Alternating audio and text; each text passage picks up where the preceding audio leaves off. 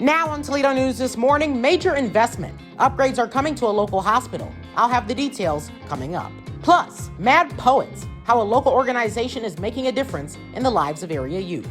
And abortion rights, a strong message from the Board of Lucas County Commissioners. Your weekend news starts right now.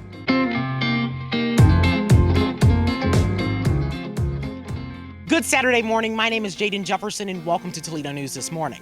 This week it was announced that a local hospital will be receiving millions of dollars from the state of Ohio.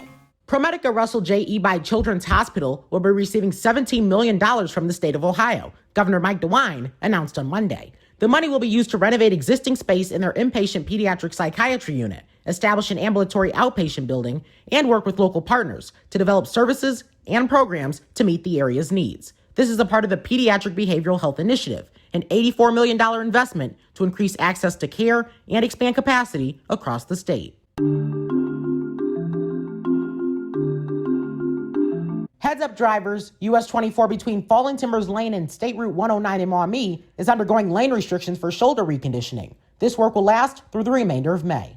The Ohio Department of Transportation is now accepting input from the community on how they can improve the I-475 Airport Highway interchange. A feasibility study is being conducted to explore options to improve safety and reduce congestion at the interchange. The study proposes a multi-use path along Airport Highway from Holland-Sylvania Road to McCord Road. Additional improvements would include upgrades to sidewalks and crosswalks, curbs and gutters, roadway drainage, and lighting. Feedback may be submitted until June 16th through a link that can be found at jadenreports.medium.com. That same link also includes the study itself. A group of community leaders on Monday made their case for the protection of abortion rights. The Lucas County Commissioners held a press conference with Commissioner-elect Lisa Sebecki, members of Toledo City Council, and other elected officials to take a stand in support of a woman's right to choose. The thing about Roe versus Wade that strikes me so strongly is that women have had access to good health care.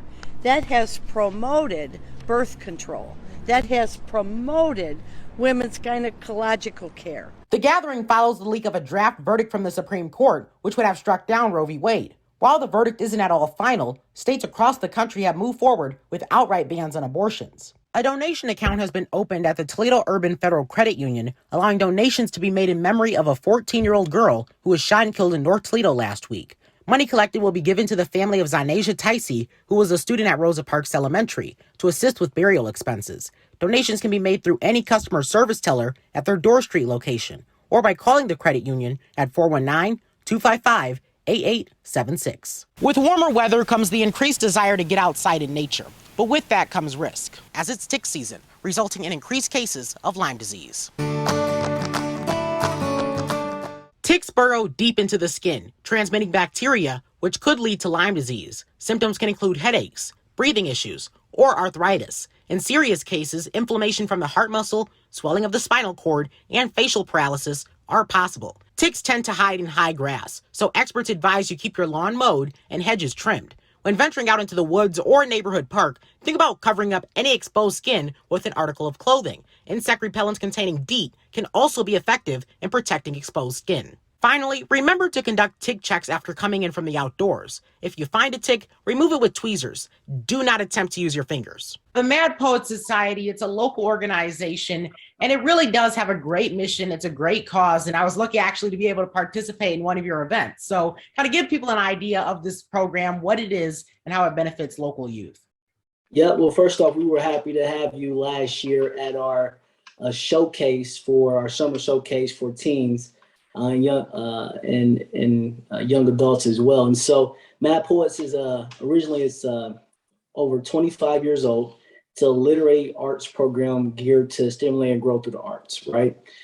So poetry, we do painting, we do drumming, we do writing, mentorship, pretty much all the above. We really want to be that artistic yet holistic program to really reach the needs of the youth. This summer, there is a large slate of youth programming happening in the city of Toledo. So for youth that are going to be out of school, looking for something to do and are interested in this program, how can they go about applying and becoming part of the Mad Poet Society?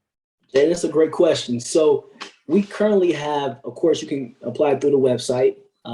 And as always, social media is reigning supreme as well, right? So we do actually have the Mad Poet Society Facebook page and Instagram that you can go ahead and sign up or apply there, or even just shoot us a message with questioning as well. So, being a part of this organization, what have been some success stories, that some things you've seen from these youth that have really inspired you and just really made it all worth it for you? Well, that's a great question, Jaden. Let me say this. I actually have a special affinity for the Mad Poet Society, not only as an advisor and mentor, but I was actually a youth in the program, right? So this was a program that really touched my spirit, allowed me to see individuals doing positive work. And of course, it gave me that creative outlet to be able to explore who I was as an individual and grow into myself as well. And so what I've also seen, some of the fantastic stories I've seen are just that. To me, seeing past youth grow into mentors, right? I love that as well. So, of course, we have the opportunity to take them about, to be able to perform, to be able to drum in different places, to be able to grow into the young men and women who are not only productive members of society, but also have a creative outlet to be able to lean on as well, right? To be able to express themselves. And so to circle back around, just between that and then them becoming mentors to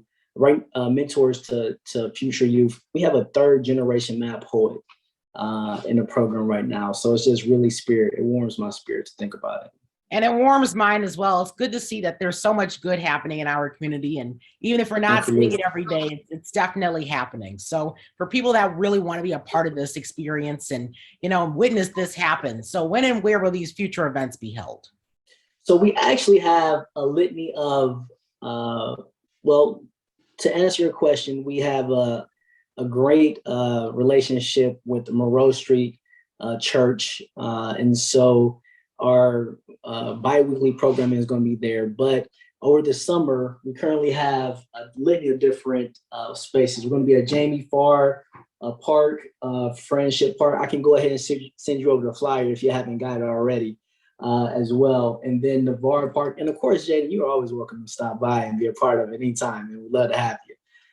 And then, so we have about 5 or 6 different parks that we're going to be at during the summer. And we really wanted to make sure that we nurture that relationship with the city and the park system. We have a lot of great parks. And so to be able to get out and not be in front of a computer like we all are, right? And sometimes cooped up in the house, but to be able to say we have a beautiful city, we have a beautiful park system, and then to be able to explore that and get out and run around and have some fun. So we're going to be in the parks this summer. And then we also have, for our first year, we have after school programming as well that we're going to be unveiling as well. So a lot of fun.